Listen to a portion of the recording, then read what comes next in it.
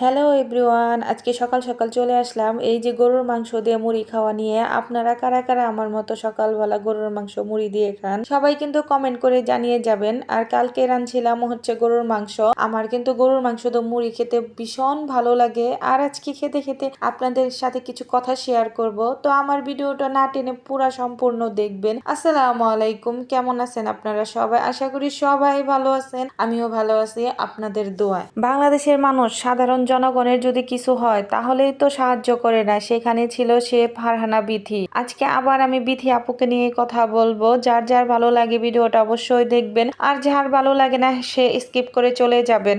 এই যে তার সাথে যে ঘটনাটা ঘটছে, মানে হচ্ছে সে যে একটা গাড়ি অ্যাক্সিডেন্ট করছে। আচ্ছা, এই গাড়ি অ্যাক্সিডেন্ট করা কি আমাদের কারো হাতে আছে বলেন তো? আর আমরা ইচ্ছে করে কি কারো জীবনের ক্ষতি করি? আর আমরা নিজে ইচ্ছে করে কি আমরা কারো রাস্তাঘাটে অ্যাক্সিডেন্ট করি? হই যখন একটা অ্যাক্সিডেন্ট হয় তখন যে মনের অবস্থা কি হয়, যার সাথে হয় সেই শুধু বুঝতে পারে যে এই সময়টা কেন এমন হলো। এই সময়টা এমন না হলেও পারতো। কোনো ইচ্ছাকৃত ভাবে কেউ কোনোদিন অ্যাক্সিডেন্ট হয় না, এটা যে কোনো সাধারণ মানুষের সাথে হতে পারে। আর সে একজন মিডিয়ার মানুষ দেখে, মানে সোশ্যাল মিডিয়াতে কাজ করে ব্লগিং করে দেখে যে তার সাথে হয়েছে, আর সবাই আমরা আলহামদুলিল্লাহ আলহামদুলিল্লাহ বলতেছি, এটা কিন্তু একদমই ঠিক না। অনেক ছোটবেলায়, তখন আমি ক্লাস 4-এ হয়তো 5-এ পড়ি, তখন আমার আব্বু আমার মার সাথে আমরা এক জায়গায় ঘুরতে গেছিলাম। আমার জায়গাটার নাম সঠিক মনে নাই, ওই মাগুরা কোন কোন জায়গায় এরকম একটা জায়গার নাম হবে। ও আমি অনেক ছোট ছিলাম তাই সঠিক মনে নাই। তো আমার আব্বা একটা প্রাইভেট কার নিয়ে আমরা তখন গেছিলাম ওই জায়গাটার মধ্যে, একটা জরুরি কাজে গেছিলাম। তখন আর কি আমার আব্বু নিয়ে গেছিল আমাদের তো ঘুরতে। তখন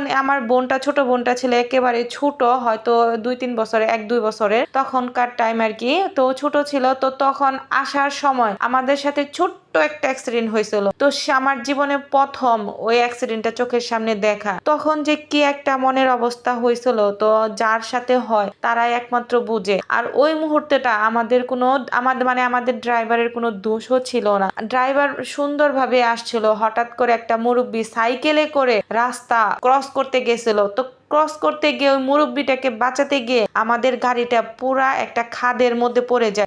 আল্লাহ বাঁচাইছে, আল্লাহ হয়তো হায়াত রাখছে, এই কারণে আমরা বেঁচে গেছি সবাই। না হয় গাড়িটা যদি উল্টে যেত আমরা সবাই ওই মুহূর্তে মারা যেতাম। আর ওই যে মুরব্বীটা সাইকেল অ্যাক্সিডেন্ট করছে, সেই সাইকেলটা 2 টুকরা হয়ে গেছিল সাথে সাথে। আর ওই এক টুকরা এসে যে সামনের গ্লাসটা আছে গাড়ির, সেই গ্লাসটার মধ্যে বাড়ি খাইছিল, গ্লাসটাও ভেঙে গেল।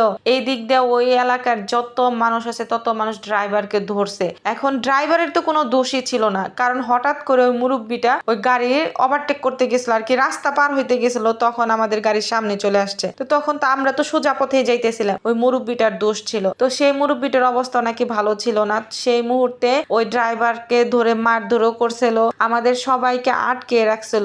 আর আল্লাহ বাঁচাইছে, তার কিছুক্ষণ পরে আর কি পুলিশ আসছে। তো পুলিশ আসার পরে তখন আর কি মীমাংসাটা হয়ে গেছে। তো ড্রাইভারের গাড়ি সহ আর কি থানায় নিয়ে গেছে, অনেক টাকা পয়সা লাগছে ওই থানা থেকে গাড়ি ছোটাইতে করতে। তো ওই ড্রাইভার কিন্তু চেষ্টা করছিল ওই আঙ্কেলটারে বাঁচানোর জন্য। তো বাঁচানোর জন্য গিয়ে বাঁচাতে গিয়ে সে গাড়িকে কিন্তু খাদে ফেলে দিছিল, কারণ ওই যে গাড়ি ঘুরাইতে গেছিল, তারপরও ওই আঙ্কেলটা ব্যথা পাইছিল। তো একটা ড্রাইভার কিন্তু কখনোই চায় না নিজের ইচ্ছায় রাস্তাঘাটে একটা পিঁপড়া মারতে, আর সে তো সেখানে ছিল একটা মানুষ, আর ইচ্ছাকৃত ভাবে সে করছিল না। তো আমরা তো তখন মিডিয়াতে কাজ করতাম না, সোশ্যাল মিডিয়াতে ভিডিও বানাতাম না, তখন আমাদের সাথে কেন হয়েছে? এটা তো কোনো কিছুই না। আর এখন ফারহানা বিথির সাথে হয়েছে দেখে আমরা যে এতটা খুশি হইতেছি। উনি একজন মিডিয়াতে কাজ করে আর গাড়ি নিয়ে অনেক লাফালাফি করছে, এটা কেমন কথা? ওনার নিজের গাড়ি আছে, উনি তো অবশ্যই লাফালাফি করবে। আপনাদের হলে আপনারা আরো বেশি করতেন। কারো কষ্ট দেখে, কারো দুঃখ দেখে দুঃখী না হতে পারলেও তার দুঃখ দেখে, কারো কষ্ট দেখে না হেসে তার জন্য দোয়া করতে পারেন।